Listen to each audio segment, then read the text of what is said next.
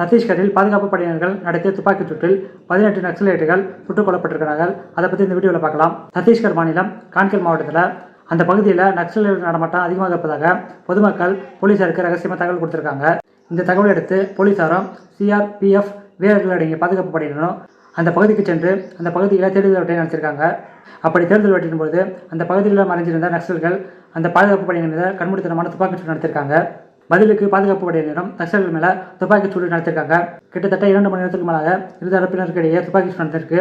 இந்த சண்டையோட முடிவில் 18 நக்சல்கள் பாதுகாப்பு படையினரால் சுட்டுக் கொல்லப்பட்டிருக்காங்க. இப்படி சுட்டுக் கொல்லப்பட்ட நக்சல்களில் ஒருத்தர் நக்சல்களுடைய மூத்த தலைவரான சங்கர் ராவுங்கிறது விசாரணை தெரிவிச்சிருக்கு. ஏற்கனவே இவருடைய தலைக்கு போலீசார் 25 லட்சத்தை அறிவிச்சிருந்தாங்க. இந்த என்கவுண்டரில் பாதுகாப்பு படையை சேர்ந்த 3 வீரர்களுக்கு காயம் அடைஞ்சிருக்காங்க. இந்த நக்சல்களிலிருந்து கிட்டத்தட்ட ஏராளமான துப்பாக்கிகள், வெடிகுண்டுகள் எல்லாத்தையும் பாதுகாப்பு படையினர் கைப்பற்றியிருக்காங்க. இந்த வீடியோவை பற்றி நீங்கள் என்ன நினைக்கிறீங்க கமெண்ட் பண்ணுங்கள். இந்த வீடியோ பிடிச்சிருந்தால் லைக் பண்ணுங்கள். மறக்காமல் சேனல் சப்ஸ்கிரைப் பண்ணுங்கள்.